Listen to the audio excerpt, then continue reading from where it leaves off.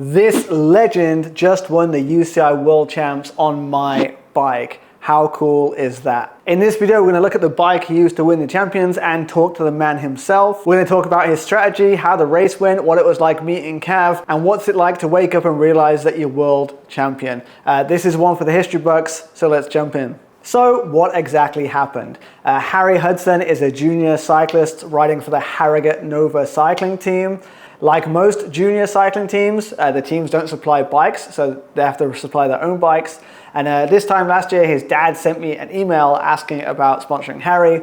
We end up sponsoring Harry, and long story short, he goes on and wins the UCI Junior World Championships. Apparently the first British rider to win the Men's Junior World Championships in its however many years history, so also making history as well. So yeah, definitely a big deal. Now, usually when you sponsor a junior rider, there's not that much in it for the brand. Obviously, not that many people are watching junior racing, and also the juniors themselves, they're busy with balancing school life and training anyway, so they don't have much time to like promote you on social media and stuff like that. So there's usually not that much return on investment for the brand. Anyway, my gut feeling was telling me that there was something good about Harry, so we decided to sponsor him, basically open up the whole of the Panda Podium toy closet and see what he wanted from our selection of parts. Now, his dad had been watching the channel for a few years. Hi, Paul. And so he had a kind of good idea of what kind of parts we had, what frames, what wheels and stuff. And Harry ended up going with two bikes, the Quick Pro ER1 and the AR1. And it was the AR1 in this Harlequin paint job that he actually ended up racing and winning the World Championships in. So this is my bike, not Harry's bike, but they're pretty similar. I'll talk you through the differences and what's the same, what's the difference. So same frame, same paint job, same zero offset seat post, although his is black.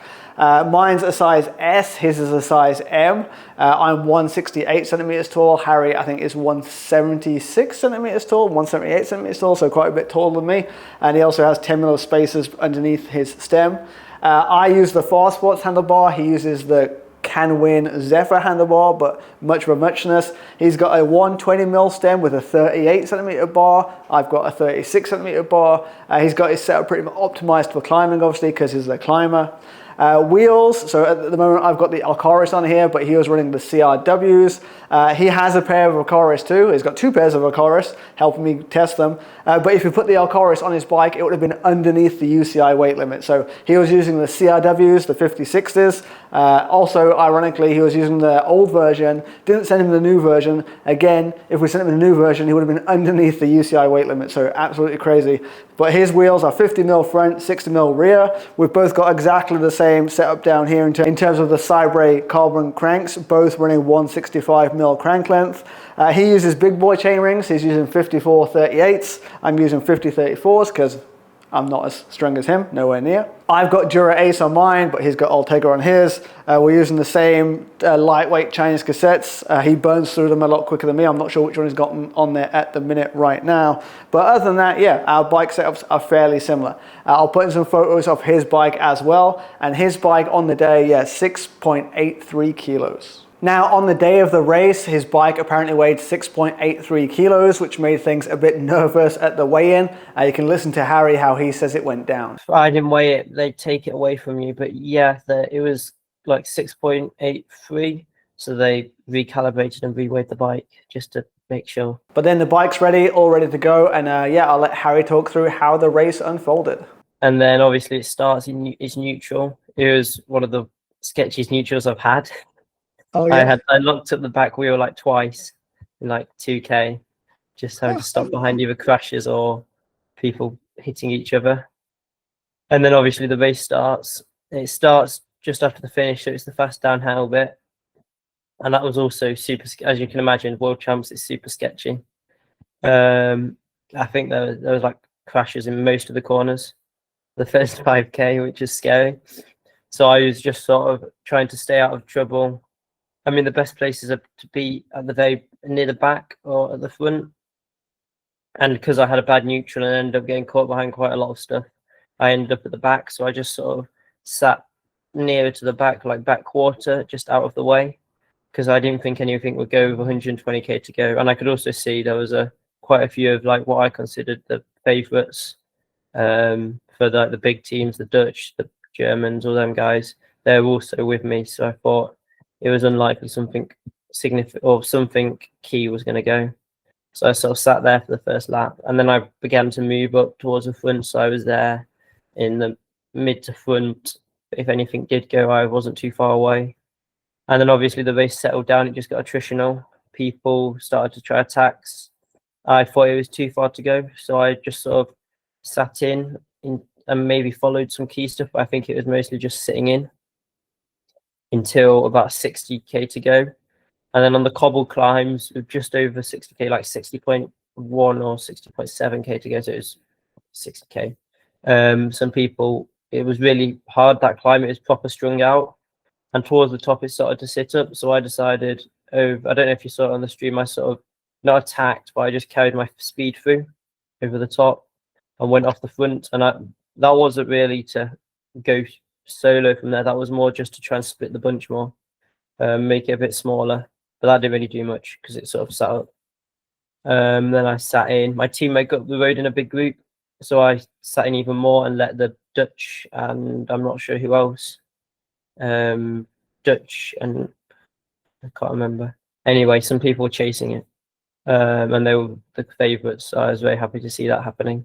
And then that came back, and then it was the lap I attacked on. So we got to like 36k to go. It was hard up the climb. I was up at the front. And yeah, I decided then was the time to attack. My plan from there was actually just to make a small group, but no one decided to go. So I just thought I'd settle in. So I settled in for a lap, trying to hold the gap on the flat or limit the losses on the flat, and then go really hard at the climbs. And then with one lap to go, I decided then that was the time to go all in. And also the coaches at the side shouted that it's time to go all in. So from there, it was that I fully committed to that move. It's actually probably more from the bottom of the start of the climbs on the second lap, so like a lap and a half to go, I really started to commit because I thought it was possible from there.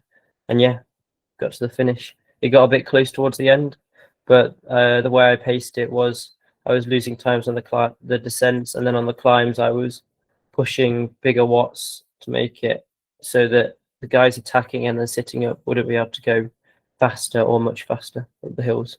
As I said in the interview, seeing your own bike and a paint job that you designed being raced in the UCI World Championship was a super cool, surreal feeling. When he attacked with so far to go, it was like a bittersweet feeling. I was really excited because obviously he was off the front, so he was getting lots of camera time, and then this had getting a lot of publicity on the world stage. But at the same time, I felt he'd attacked way too early and there was no way he was going to survive till the end, and it was kind of ruining his chances of actually winning the race. So it was really bittersweet. But then as he stayed away for longer and longer, and we got into the final 10Ks and getting lower and lower and lower, and just seeing that there was 2 climbs left and knowing that he was such a strong climber, I was getting more and more confident that he might just pull it off. But still, the last few Ks were super nail biting. Me and James were watching the race in the office, and actually managed to capture mine and James's reaction as he crossed the line.